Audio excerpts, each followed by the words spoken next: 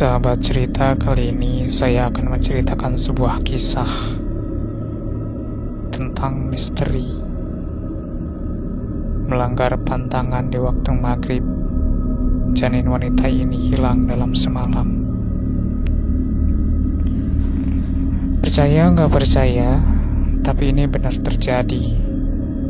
Berawal dari ketidakpercayaannya, wanita 35 tahun ini kehilangan anak dalam kandungannya setelah melanggar pantangan dan tradisi. Memang, dalam tradisi di keluarganya, siapapun itu, entah ibu, adik perempuan, atau menantu yang sedang hamil, tidak diperbolehkan untuk keluar rumah ketika menjelang maghrib hingga isya. Istilah dalam bahasa Jawanya railok, atau setidaknya di lingkungan saya, untuk memberi batasan boleh tidaknya terhadap suatu perilaku. Dan sialnya, batasan tersebut seringkali diiringi dengan bala atau kekhawatiran yang bakal terjadi. Seperti halnya peristiwa yang dialami, sebut saja Rahma, sosok wanita yang lebih mengedepankan logika.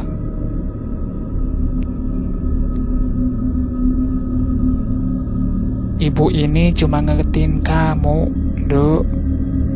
Itu juga untuk keselamatanmu dan anakmu.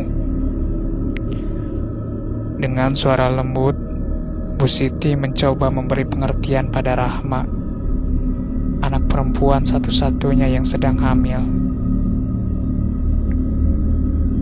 Walau Bu Siti terlihat cemas, ia masih berusaha tenang menghadapi watak keras anaknya, yang setiap kali menolak dan tidak mengindahkan peringatan dari orang tuanya. Ya ampun, Bu, ini sudah zaman modern. Percaya tahayul itu syirik. Lagi pula, kita ini sudah tidak tinggal di desa, Bu. Jadi hal semacam itu tidak berlaku di sini. Rahma semakin saja ngotot. Meski berkali-kali Bu Siti merayu dengan suara lembut meyakinkan, mengingatkan akan adat yang masih dijaga kuat dalam keluarganya, tapi Rahma bersikuku pada pendiriannya. Apa beratnya Sindu mendengarkan omongan orang tua? Kali ini Pak Sabar, suami Bu Siti, juga ikut andil dan bicara. Ia baru saja muncul dari belakang bersama Doni, suami Rahma. Namun, lagi-lagi ucapannya pun tak mampu menggoyahkan pendirian dan ngeyelnya Rahma. Ia masih terus berpegang pada prinsip dan keyakinannya bahwa logika dan nyata adalah segalanya. Rahma tak percaya dengan pantangan dan tradisi apapun, entah dari adat istiadat, tradisi, maupun dari keagamaan. Terlebih jika menyangkut hal mistis, Rahma sangat tidak membenarkan hal itu semenjak Rahma terdoktrin oleh pergaulannya selama sekolah di kampus itu. Sore itu, perdebatan alot dimenangkan Rahma. Kedua orang tua Rahma tak kuasa mendengar ucapan kasar Rahma dan memilih untuk mengalah. Dek, kalau sama orang tua itu, mau jangan kasar-kasar ngomongnya. Diturutin aja, apa susahnya toh? Ucap Doni setelah mertuanya pergi ke belakang masuk ke dalam kamar. Halah, Mas. Kok kamu malah ikut-ikutan? Jawab Rahma ketus. Bukan begitu, Dek. Tadi aku sama bapak habis ke kebun belakang. Dan di sana itu auranya agak baik buat kamu lagi hamil. Doni kembali menjelaskan, berharap Rahma mengerti. Tapi bukan sebuah jawaban yang mengenakan hati, melainkan ejekan sengit yang keluar dari mulut Rahma. Halah mas, yang jelek itu auramu, bukan tempatnya. Doni terdiam. Mengalah adalah salah satunya cara baginya untuk menghindari keributan dengan Rahma. Sebab Doni sudah hafal dengan sikap Rahma. Bila ia adalah perempuan yang tak mau disalahkan. Dan akhirnya, sejak detik itu, hari itu, awal mulanya petaka bagi keluarga Doni, terkhusus Rahma. Hari demi hari dilalui Doni dan Rahma seperti biasa, normal layaknya orang lain. Walau sering menjadi gunjingan warga, namun bagi Rahma bukanlah satu perkara penting. Hingga memasuki bulan ketiga, bertepatan dengan usia kandungannya yang ke-7, Rahma lebih banyak menghabiskan waktunya hanya di dalam kamar. Namun, setiap menjelang maghrib, ia selalu saja berkeliaran di halaman belakang rumah. Hal itu membuat suami dan kedua orang tua Rahma lebih tegas dalam memperingatkan. Tetapi, tetap saja, mau bagaimanapun, peringatan itu hanya mampu didengar tanpa dijalani. Sampai kejadian itu terjadi, sore itu, entah terdorong oleh apa, tiba-tiba saja Rahma punya keinginan untuk lebih jauh berjalan-jalan ke halaman belakang rumah, mengabaikan waktu surup yang menjadi pantangan. Tapi tidak bagi Rahma. Awalnya tak ada apa-apa.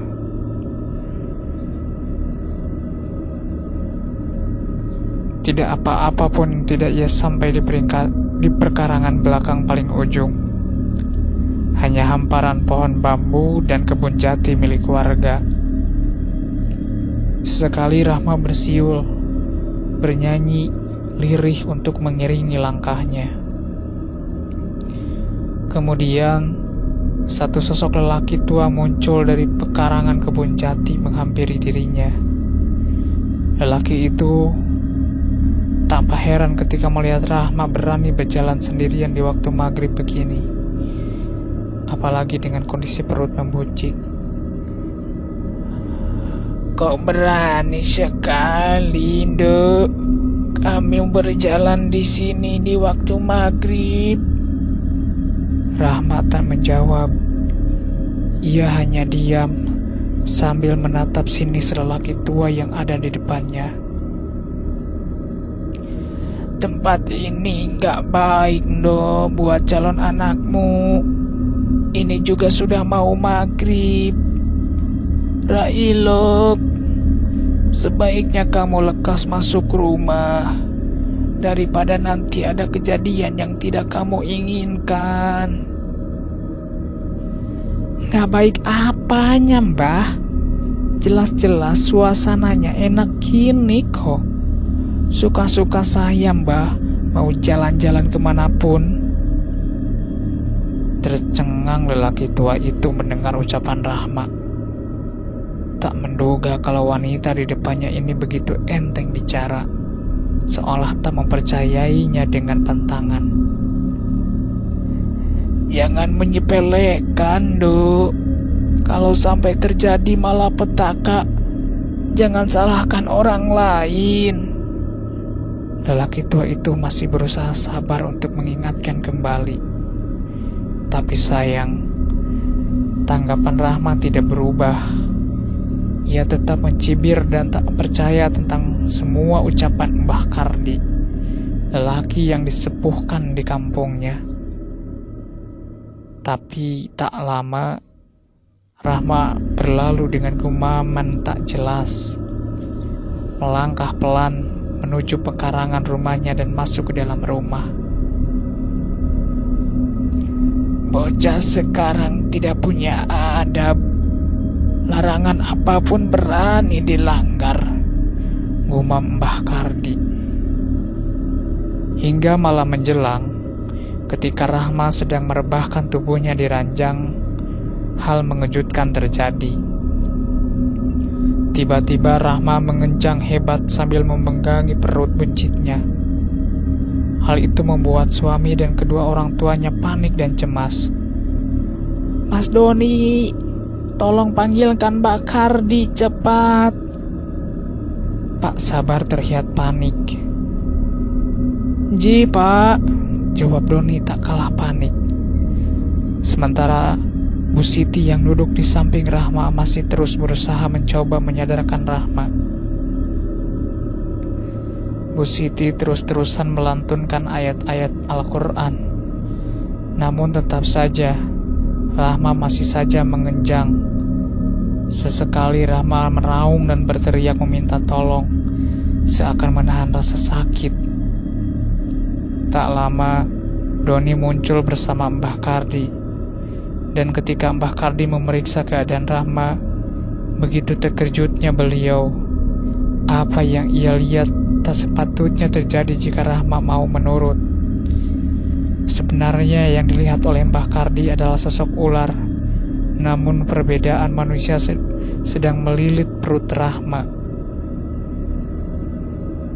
Tangan siluman itu sedang mencoba mengambil anak dan perut Rahma.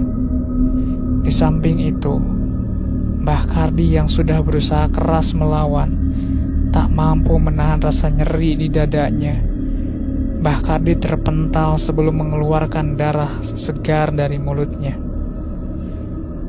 Beberapa kali Mbah Kardi mencoba melawan, tetapi saja setiap Mbah Kardi bangkit dan mau menyerang, ia lebih dulu diserang, membuatnya kewalahan. Tak hanya Mbah Kardi saja, Doni dan Pak Sabar yang memegang erat tubuh Rahma tak kuasa menahan kekuatan Rahma yang begitu besar. Mereka ikut terpental jatuh ke lantai.